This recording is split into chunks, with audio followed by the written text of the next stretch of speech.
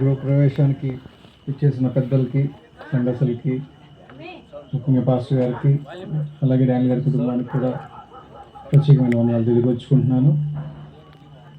దేవుడు ఎలా ఏర్పాటు చేశారో తెలియదు, కానీ మా యొక్క చిల్డ్రన్ హోమ్ దగ్గర పిల్లల్ని నేను యూఎస్ పంపిస్తున్నప్పుడు మెడికల్ కాలేజ్కి, అప్పుడు ఆయన ఆ పిల్లల్ని చూసి అమ్మా నాన్న లేని పిల్లల్ని ఎలా చేయగలుగుతున్నారని చెప్పి కాసేపు ఉండి వాళ్ళతో స్పెండ్ చేసి, ఆ సంవత్సరం నుండి 2017 సంవత్సరం నుండి ప్రతి వారం 2 సార్లు సరే కాల్ చేసి మాట్లాడడం, నేను వాళ్ళ ఇంటికి దగ్గర రావడం, నెలకు ఒకసారి అయినా సరే, నేను రాకపోయినా సరే నాకు ఫోన్ చేసి ఎలా ఉన్నారు రండి అని చెప్పడం. ముఖ్యంగా వీళ్ళ ఇంటికి వస్తే పొద్దున్న కానీ మధ్యాహ్నం కానీ ఇన్వైట్ చేస్తే ఖాళీ కడుపుతో రావాల్సిందే, ఎందుకంటే వాళ్ళు పెట్టే భోజనం కానీ ఆ విధానం మర్చిపోలేము. మా స్టాఫ్ యూఎస్ నుండి వచ్చిన వాళ్ళు కూడా అందరూ కూడా ప్రతిసారి ఈ ఏరియాకి వచ్చినప్పుడు డానియల్ గారిని కలిసే వెళ్తాం. అంత కుటుంబంతో బంధుత్వం మాకు ఏర్పడడం, ఒక సాటి కుటుంబంలాగా అందరం కలిసి ఉండడం, ముఖ్యంగా పిల్లలని.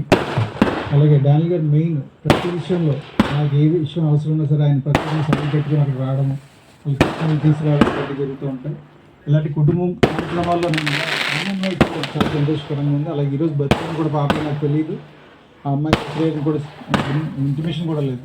దేవుడు చెప్పిన ప్రకారం బర్త్డే నాడు ఈరోజు గృహప్రవేశం చేయడం చాలా సంతోషకరం. మా ప్రార్థనలో మీరందరూ కూడా మాకు ప్రార్థన చేయండి. అలాగే మినిస్ట్రీ కొరకు మా దగ్గర అనాథ పిల్లలు కూడా దాదాపు 2000 మంది అనాథ పిల్లలు మా దగ్గర ఉన్నారు. దాంట్లో 40 మంది ఈ ఆకాశంలో నుండే అమెరికాలో మెడికల్ కాలేజ్లో చదువుతున్నారు, నేను చదివిస్తున్నాం. సో వాళ్ళ కొరకు కూడా ప్రార్థన చేయండి. Thank you so much.